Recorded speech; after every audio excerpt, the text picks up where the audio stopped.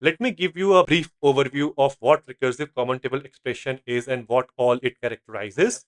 So what we can do is we can say that, okay, give me the content ID and content text, but then our base can be that, okay, start with index 1, so right, then you keep on adding 1, right? So it will have, okay, like something like this, so 1 2 3 4 5 and so on. This will give us the anchor member, the first one, right? If I go back, this will give us this part. It could be hello two spaces world, right? So you need to make sure that you preserve all those spaces. So in that, hey guys, welcome back to our channel. This channel, Avid Science, is all about trying to learn various concepts of Avid Science by practicing a lot of questions. In this video, we are going to solve this question on Leetcode regarding first letter capitalization.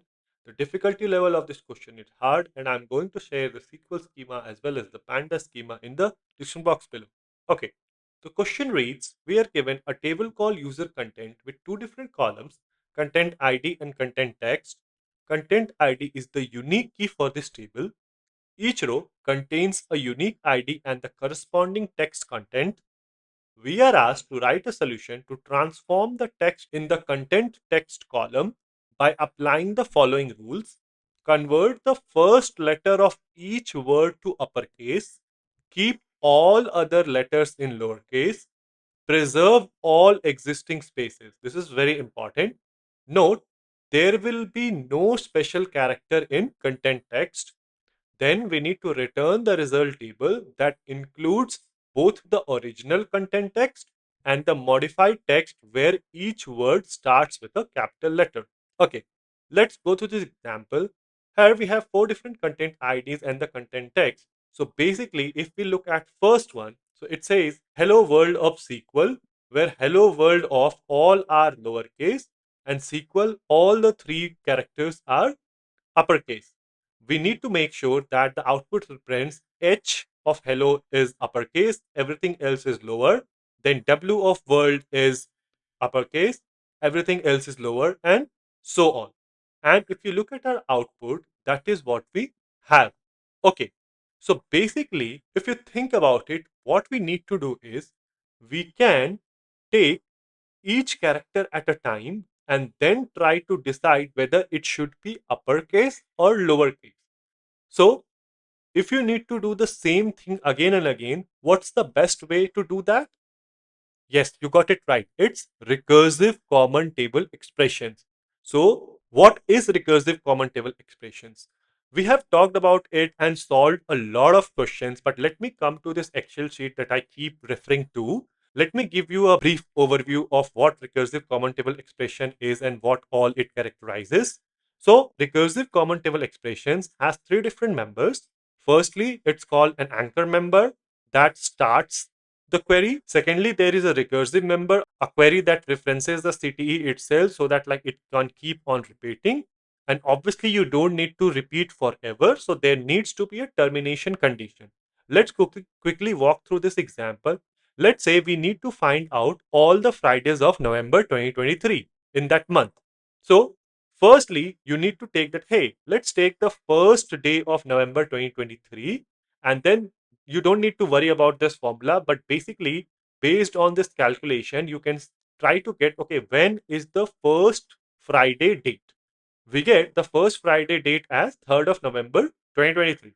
Now you can simply date it, okay, this is the anchor, you get the first base value, then you keep on repeating it, right? So you keep on adding 7 days, so this is the recursive member, so 3, 10, 17, and so on. But if you don't use a termination of this, it will keep on repeating forever, right? So you need to make sure, because our question says that all Fridays of November 2023, right? So once you hit the date where your Friday date is on or before the last day of November 2023, then you terminate it, right? So that is how we look at recursive common table expressions. Now, in this case, what how can we use recursive common table expression? Okay, think about it. Let me go to this. So this is what we have. What we can do is we can say that, okay, give me the content ID and content text, but then our base can be that, okay, start with index 1. So right, for each of these you have index or position as 1 because the texts have position, right? This is 1, 2, 3, and so on. Once you have the base, then what you can do is you can keep on finding. So whatever is the length of the content text, you can try to find out all the positions of the text. What I mean by that is, so here you got that, okay, from the user content, give me one as position, because there you start, right? That becomes the base. Then you keep on adding one to the position, right? So for example, from this common table expression, right? So right now you have first pass, this is the common table expression. Now you take this and keep on adding one. So you add one. So all this becomes two, and you keep on doing that. Now again, you need a termination condition, because otherwise it will just keep on adding one to the position. So what you do is you make sure that, okay, whenever your position is less than the total length of this value, right? So this hello world of SQL, this entire character length, the position should be less than this. And then you terminate, right? So it will have, okay, like something like this. So 1, 2, 3, 4, 5, and so on, right? It will keep on going on. Okay.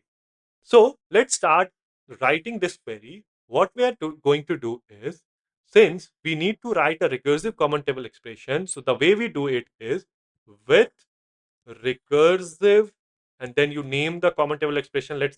Name it as CTE, as, then in the parentheses, what you need to do is you need to have an anchor member, right? So anchor member is basically from this table called user content, keep me the column content ID, then content text, and then one as the position, right? So this will give us the anchor member, the first one, right? If I go back, this will give us this part.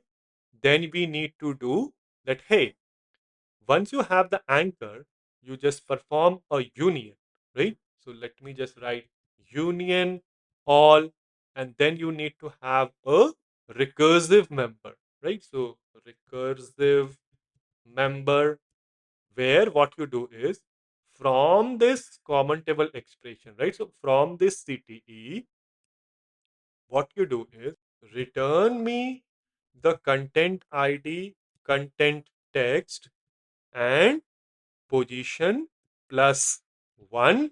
And this becomes our recursive member, but this needs to terminate as well, right? So you write the termination condition that, hey, where you keep on doing this recursion until and unless position is less than the character length of the content text. Okay, let's do one thing. Let's do select star from this common table expression, right? So let's see what we get in our output. If I go ahead and run this, let's see what do we get. So if you look at our output, what do we have here is you have the same thing that I was talking about, right? So you have position 1, 1, 1, 1, then 2, 2, 2, 3, 3, 3, and so on. Okay, once you have this figured out, then based on this position, we need to apply the capitalization logic, that first letter of each word is uppercase, all other letters of the word are lowercase, and preserve all existing spaces. Okay, what do we do is we got our common table expression with the positions. Now what we need to do is from this common table expression, let us keep the content ID, content text, and then the position. And now what we are going to do is the first thing is we need to preserve all existing space. So if you use the function called substring, right? The syntax is take a string, start at a certain position, and what's the length that you want to return. So what we are going to do is let's use substring, take the content text, start at the position that you have, right? So start at the position, and then you return 1. So basically, if you start at position 1, so you return H. If you start at position 3, you return L for this particular content text, and so on. So once you return that character from that particular position, if it is a space, right? So if it is a space, then you keep it as a space, right? That is the most important thing, right? So preserve all existing spaces. Remember, here you see that hello, one space world, one space of, etc. But in reality, it could be hello, two spaces world, right? So you need to make sure that you preserve all those spaces. So in that particular position, if the character is a space, make sure it's a space, right? So this basically what this particular part does. This particular part, this is a preserve existing spaces, right? So basically this part is what we are checking for, right? And then you are returning it. So basically this is an example of what? Case when then, right? So you write case when your this character that you return from that particular position is a space, then you return a space when. Now you have to make sure the first character of the word or the first character after a space is capitalized, because first character after a space is basically start of a new word, right? So basically what we are going to do is your position is equal to 1, right? So you are the first one, or you extract the character, so copy paste from this context text position -1, right? So the previous one, right? So for example, in this word, right, this, what is this? This would be the seventh one, right? Because remember, for substring, the indexes start at 1. So this will be 1, 2, 3, 4, 5, 6, 7. So if the position is 7, 7 minus 1 is 6. So if the sixth one, right, so this will return you what? Sixth character, which is a space. What it means is this W is preceded by a space. In that case, you, what you do is you do uppercase, right? So then uppercase, and then you just copy paste it here, right? So you just copy it, paste it here. This will become this, and all others becomes lowercase, right? Else, right? So all other characters need to be lowercase, right? So we just simply do that. Else, what you do is lower this entire thing, and since you started a case when statement, it becomes end as character. So let's say ch. Okay, now this is what we have. Let me go ahead and run this. Let's see what do we get in our output. Okay, so you see that first letter of hello H is capitalized, then this is the second one, right? So E is small. Similarly, the third one would be L, which is also small when there are spaces, right? So for example, the fourth index, right? This is a space, so it is kept as a space. So you see how we converted everything and preserved all the existing spaces.